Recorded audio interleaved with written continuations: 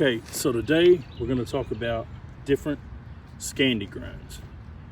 First one we're going to talk about is the Castrom SFK or Swedish Forest knife.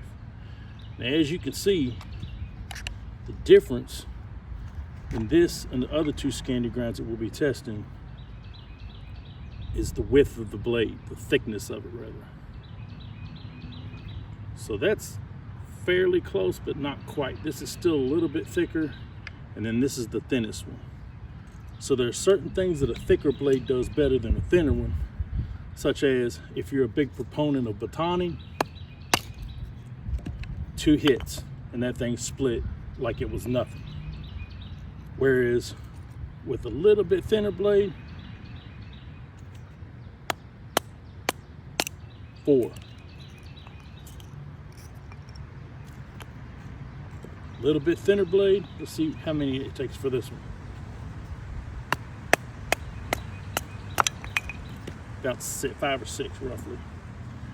But there's other things that this one will excel at that this one will be a little bit harder to do, such as feather sticking. When you go to feather stick with a thinner knife, you get a lot finer curls, a lot easier, because that thinness lends itself to just taking off very thin sections, whereas a thicker knife, not saying you can't do it with a thicker knife, but with a thicker knife, you also get thicker pieces, thicker chunks.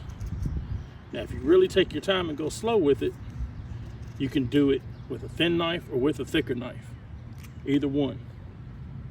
Same with the medium-sized knife. If you take your time,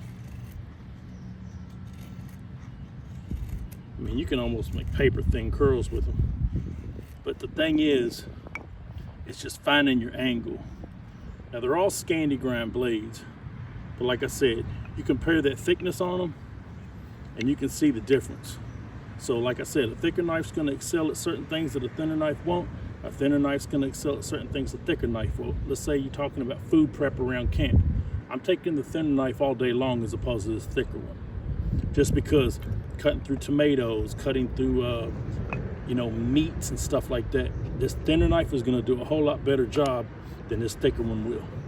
But that said, everybody's got their own preference. It's just a matter of what you like. And me personally, I like all 3 of these, but for splitting, I'm taking the Castrom. For food prep, I'm taking the Mora. For all around, I'm taking the one that's in the middle that'll do both fairly decent, but not excel at either. So that's just where I'm at with it. That's my honest opinion on it. It's really up to you and what you like. So that said, that's the Scandi grind shootout. There's the major differences, but they're all great knives. And you can pick one of these up for about $10 at Walmart or online. You can pick one of these up for around $80 online or at Smoky Mountain Knife Works or someplace like that. You can pick one of these up for, I don't know, $200, $220 roughly. It just all depends on what you want and what you're looking for.